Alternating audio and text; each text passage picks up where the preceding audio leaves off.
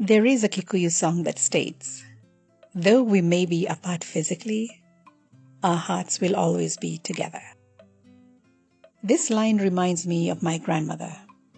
She always asked me why I was named Salome and not Damaris, like her, since I was supposedly named after her.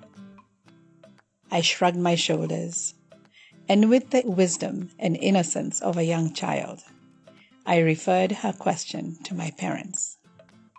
This did not dilute the strength of the relationship that we enjoyed or depth of the love that we shared. She called me Garana, which means namesake, and so she built a bridge between her heart and mine. As I matured, I learned that the Gikuyu culture can assign several names to a person. Names that speak volumes of the history of our people and where we came from. My grandmother was named Damaris when she was baptized Christian. But since she came from the western part of central Kenya, she was also named Warogoro, which means from the west. She was also named Nyambura, derived from the word bura, which means rain.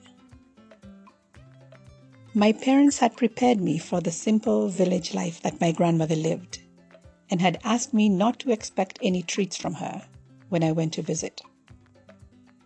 She knew that I was accustomed to eating something for breakfast in Nairobi, where my family and I lived.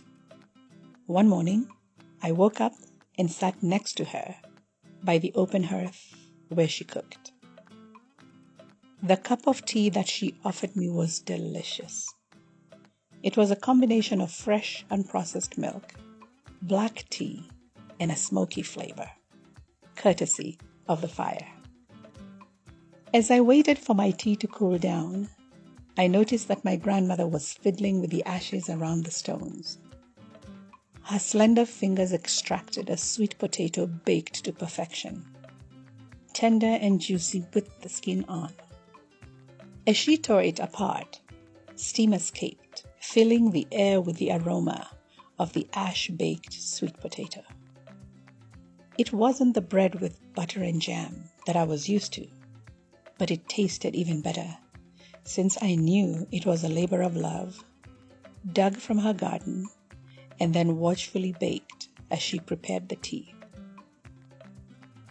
Grateful for this memory, I'm learning to create memories for the young members of my family, so that when they're older, they too will recall a time when life slowed down enough for us to savor our time together.